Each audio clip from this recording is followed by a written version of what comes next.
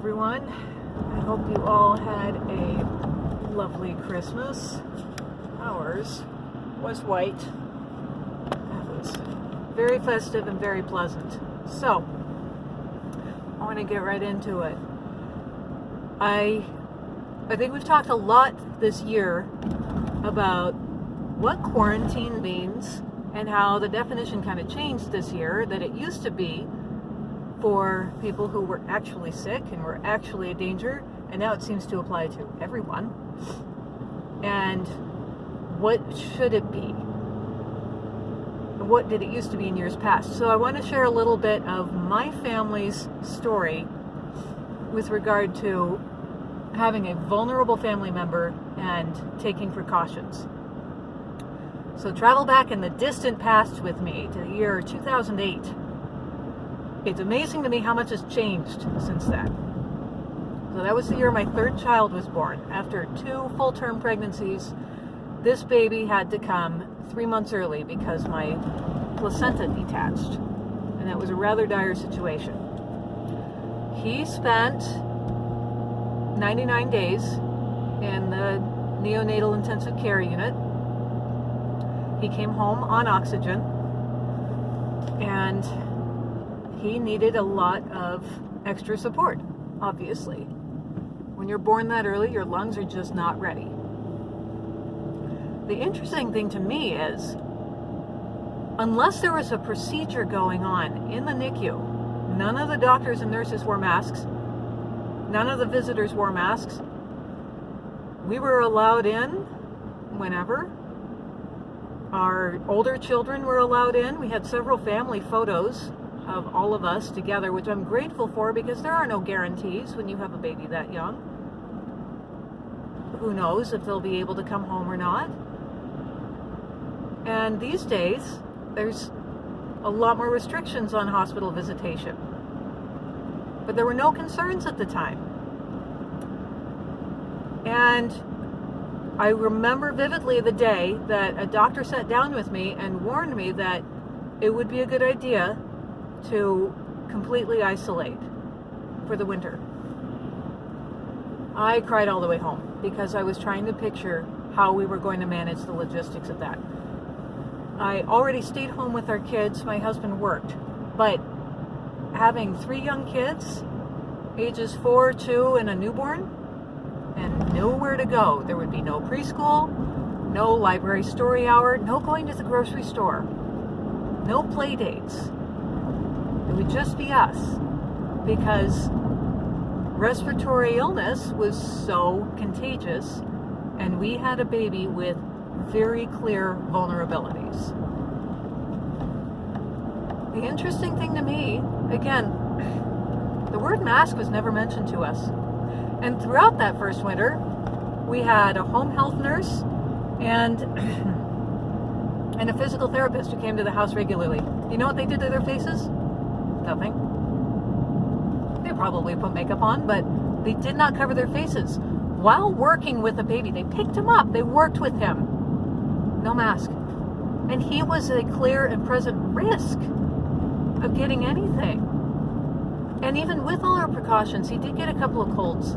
Now, he was never rehospitalized, and as of now, at age 12 and a half and change, he's robustly healthy. He's never been rehospitalized or anything like that. But at the time, he was very vulnerable. And we took those precautions ourselves as a family because he was the vulnerable one. Nobody owed us anything. I didn't make pleas to the world that you should really be aware that there are these extra vulnerable people and change your life. No! He was my baby. I was the one to take care of him. I was the one to change life. I didn't demand that of the rest of the world. It is mind-boggling to me that we've completely flipped that now. That we have to say there are people who are at a greater risk, and so everyone needs to change because of that. Now, part of why I think it was easier to navigate for us is there was there was a definite end date on it. We were aiming for his first birthday, which was in April. Now, we lived in upstate New York at the time. Winter's long, and April was finally the end of winter that year. So we aimed for his first birthday, but that meant that we went nowhere for basically a year. But there was an end date on it. And then we gradually worked our way into the world, and we've carried on ever since. There is no end date to what's going on right now. And I've asked before what our end goal is. And I don't think anyone has a good answer. But the idea that everyone needs to change because there are some people at extra risk.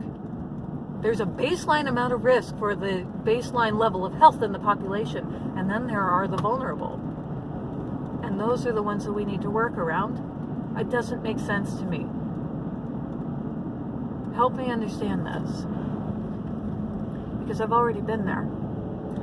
Now, the only time a mask ever really came up for us was the one surgery that my baby had. And like a lot of preemies, especially preemie boys, he had a hernia that needed repair. He'd been home for a couple of months, he'd been doing well, he was off oxygen, breastfeeding was going well, but he needed this repair. So I put on the full garb. I had the coveralls, the booties, the hairnet, and a mask so that I could carry my baby into the OR. And even at that, the anesthesiologist said, go ahead and pull your mask down and give him a kiss after I watched him go under. That was the only time it ever came up. And it was in the OR. So no one ever brought up the idea that here's a vulnerable person and y'all should wear a mask around him. I've said this before and I stick to it. If it was true in the past, it's still true. Because the main thing that we were worried about with him was not flu, it was RSV, which is really contagious among babies anyway, but especially among preemies. And if it's not true in the past, it's still not true. Why do we now have these policies that keep families apart when one is in the hospital? Why do we now have these policies where we have to not have a face with the idea that we're going to protect vulnerable people? There are more effective ways to protect vulnerable people.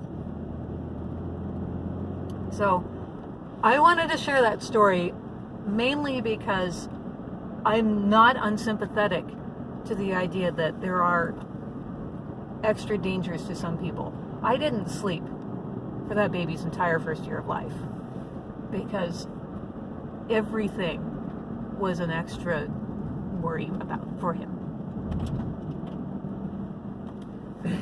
But again, that was my worry. That was my family's worry.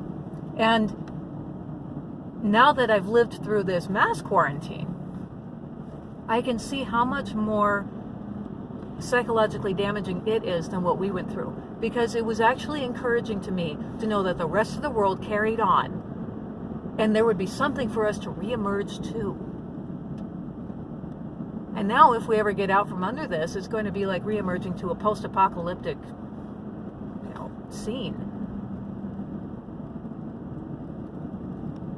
But knowing that the rest of the world carried on, they did work that I couldn't do at the time because I was taking care of a vulnerable baby, that was encouraging to me. It was a temporary season of my life, and I'm grateful for the people who kept things going so that I could take time off and focus on my vulnerable baby. And why didn't we do that this time? It was not a mystery at the beginning who was at risk and who wasn't. And data since then has only confirmed that. Why aren't we taking a more targeted approach? No. Have a good week, everyone.